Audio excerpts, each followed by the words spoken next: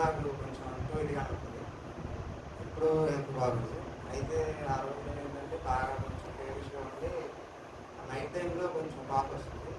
Cough వస్తున్న సమయంలో cough చేస్తుంటే ఇక నోట్లోంచి బాగా బ్లడ్ వచ్చేసింది.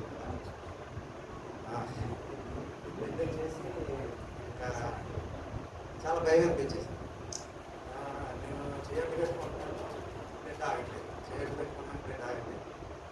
చాలా భయం వేస్తుంది. ఇంకా నేను బాప్తీసం తీసుకున్న దగ్గర నుంచి నాకు ఆ బ్లడ్ తీసిన దగ్గర నుంచి ఇంకా మొత్తం ఏమైతే జరిగినాయో నా లైఫ్ అంతా రివైన్ అయిపోయింది. ఇంకా పాపాలు చేశాను, దేవుడు తెలియకుండా వ్యతిరేకంగా నడుచుకున్నాను. ఎందుకలా ఆల్రెడీ ఒక సర్జరీ అయింది నాకు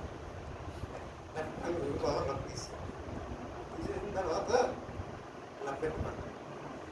నేను ఎందుకు రాయలేదు, ఎందుకు నా బెడ్ వస్తుంది.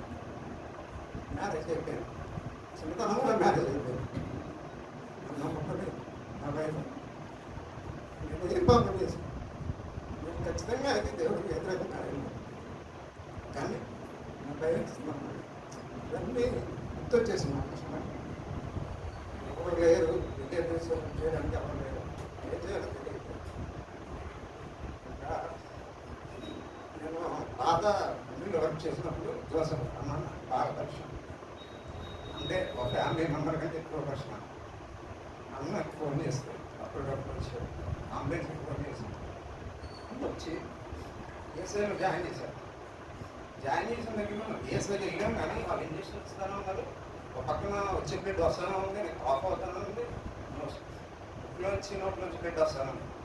డాక్టర్ చూసి ఇంకా ఎట్లయితే కష్టం, ఇలాగే కాఫ్ చేసుకుంటా బ్లడ్ వస్తూ ఉంటే కొలాప్స్ అయిపోతుంది, చనిపోయే ఛాన్స్ కూడా ఉంది.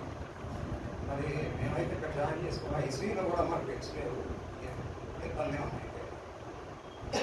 జనరల్ వాటిలో జాయిన్ చేసుకుంటాము, కానీ ఆ ట్రీట్మెంట్కి అతనికి రికవర్ అవుతారని లేదు అని చెప్తాను. కానీ వాళ్ళు ట్రీట్మెంట్ స్టార్ట్ చేశారు, నాకు బ్లడ్ ఆగింది. మా వైఫ్ అయితే నా పక్కన కూర్చొని ఏడుస్తూనే ఉంది, ప్రేర్ చేస్తూనే ఉంది.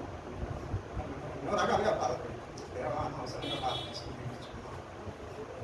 ముందుగానే ఆలోచన తప్పటి వేసాం, నేను తప్పులు వేసాం.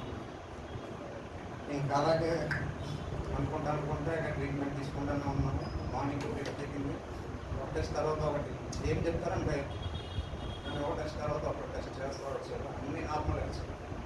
దేంట్లోనూ నాకేం అవ్వలేదు.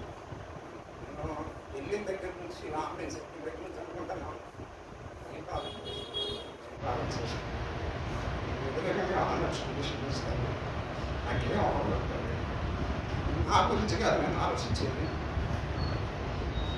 నన్ను అనుకున్నదా అవకాశం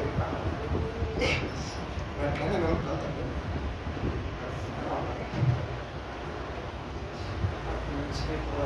వచ్చిన తర్వాత దేంట్లోనూ నాకు ఏ సమస్య లేదు, కానీ రైతులో కొంచెం ఇన్ఫెక్షన్ ఉన్నాను. అది ట్యాబ్లెట్స్ తగ్గిద్దాము డిశ్చార్జ్ చేశారు, కానీ రేపు మళ్ళీ హాస్పిటల్కి రమ్మన్నారు కదా. ట్రీట్మెంట్ చేస్తే ట్రీట్మెంట్ కూడా మీరు ఆలోచించారని. అలాగే పిల్లి పండుగ నాకు ఎంతో సపోర్ట్గా ఉన్నారు. అలాగే ఇప్పుడు ఈ సంఘం మాకు సపోర్ట్గా ఉన్నారు.